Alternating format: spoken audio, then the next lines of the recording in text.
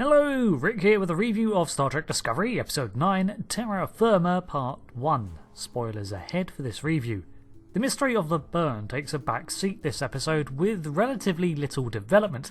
We do get some setup for a major confrontation with the Emerald Chain that is amassing its ships in favour of an assault, as well as the identification of the distress signal in the Verubin Nebula. But the majority of this episode is in the Mirror Universe. And honestly, this was a better Mirror Universe episode than the entirety of the original Discovery arc, in my opinion. The fun of seeing a Mirror Universe episode is seeing these dark reflections of characters and the universe we know. This was squandered in Season 1, as we had very little context for either, so the dark vision left little impact on me.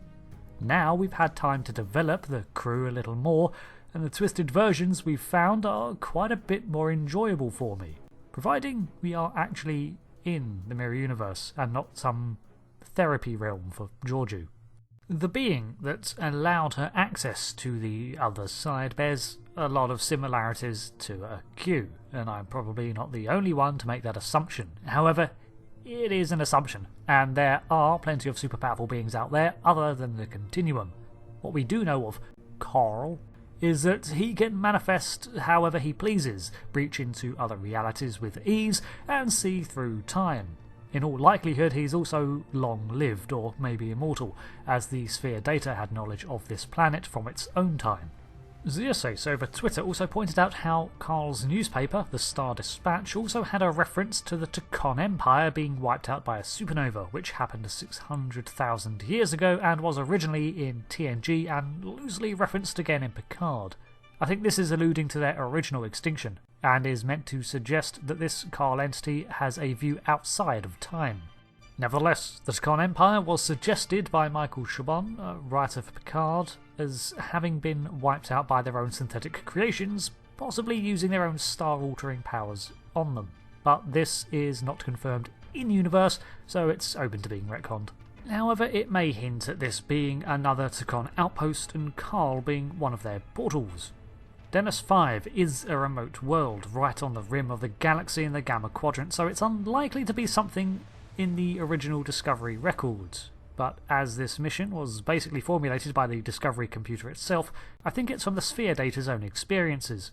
In fact, this episode had a lot of references to time travel and alternate dimensions, not only the Mirror Universe, but it seems that the Federation is aware of the Kelvin timeline based on what Kovich says as he describes the 2379 Lieutenant Commander Yor as being from an alternate reality created by a Romulan mining ship's incursion, which is probably the Narada and Nero's interference in time that created the Kelvin universe. As to when or where he was posted, well, it looks like he was sent to 2364-ish. Probably as part of his duty as a temporal soldier, but it's worth noting we weren't told in which year he arrived, not that it matters when you're recruited by a time-travelling agency.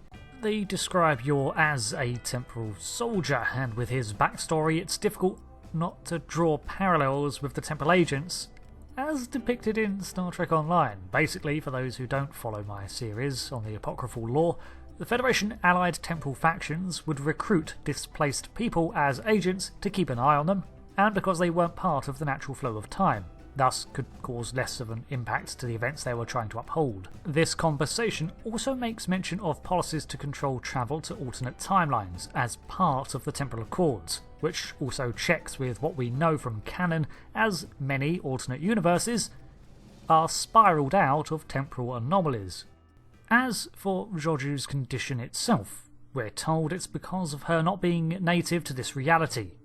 Ding, I was right on that, but wrong on the cause. Seems that crossing universes is fine. Time travel can make you a little ill, but is mostly fine. Both together can cause issues.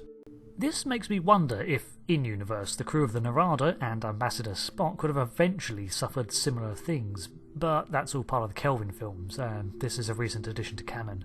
The Admiral's decision to devote time to Georgiou's cure is one backed up by a sound argument and does come across as one based on experiences. Starfleet has had to let a lot slide by and be left behind with its diminished resources, so I can imagine a younger Captain Vance being forced to make these sorts of decisions. Saru is unwilling to risk to save Georgiou, but Vance points out how the crew needs to understand that the captain will be there for them, or it shakes loyalty and morale. Plus, to the Admiral, everyone on Discovery are a bunch of dysfunctional misfits, including Georgiou, so while I don't see her as part of the crew, Starfleet does. But does she even have a rank anymore? Because Tilly didn't brig her, so I can only assume she's not a proper officer anymore. As for Georgiou's story, I'm surprised by how much I enjoyed her, considering how increasingly grating I'm finding her demeanour. Dropping her back into the mirror universe makes her look positively cherubic in comparison to the others, so maybe it's a case of dilution. Her actions in the Prime universe are clearly to encourage her own death over dying from the illness. However, she has changed from her experiences in the Prime reality and seems to be walking a line between Terran psychopath and someone with a little morality. This comes fresh off her acceptance of Saru in the Prime reality, and the treatment of him in her own universe seems to actually shake her a little. Seeing this tall, proud Kelpian that she was speaking to just hours before reduced to a diminutive huddle plays on her. I will say this is the first time we get to meet with Killy and evil Burnham, and I like them. Burnham in particular is really twisted and comes off as unhinged, and having seen how Prime Burnham has developed, it's strange to see such a deranged character. See, correct use of the mirror universe is way more fun. The commissioning ceremony for the ISS Charon was, like everything in the mirror universe, a grim reflection of the Federation. We've seen many instances of the UFP's diplomatic endeavours accompanied by poetry readings, music and other displays to show off the diverse cultures behind the organisation. But the Terran version is more akin to an extract of a poetic Edda concerning the self-aggrandising tales of the Empress and how benevolent and kind her tyrannical rule is. Back on the burn front, despite the reveal of the distress call coming from a Kelpian vessel, the KSF Kieth and Dr. Issa, not much else is established. They do point out that the vessel was sent to investigate a dilithium nursery in the nebula, presumably like a stellar nursery, but resulting in the creation of mineral deposits, and that it would have been a few years before the burn. As of yet, though, no progress has been made digging further into the mystery, as the chain seems to be restraining Starfleet's efforts. That about wraps up everything I have on this episode. It basically was a much more enjoyable romp into a darker mirror universe akin to the Enterprise arc in Season 4, where contact with the Prime reality was minimised, leading to a deliciously indulgent look into an evil Terran Empire. Thing is, like Mirror Spock in the years ahead for the mirror universe, can Georgiou alter just how self-destructive the Empire is, and will she want to, even if she can win her Burnham back and cling to power?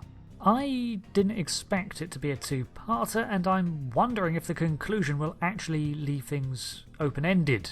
If the mirror universe is now on yet another timeline, or if any changes wrought by Georgiou are meant to bring the mirror universe in line with the one we see in TOS and DS9. I guess I'll have to see. Thanks for watching this review, and let me know your answers to my questions. Comments in the last one were fun to read through, so thanks again, and I'll see you next time. I've been Rick, and I'll see you again. Goodbye. And, Terra Eterna.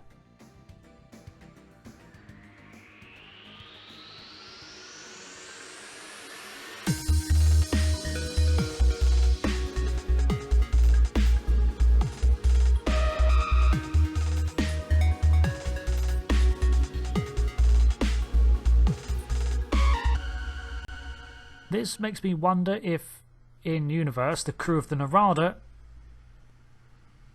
drove a truck right past my house really loudly.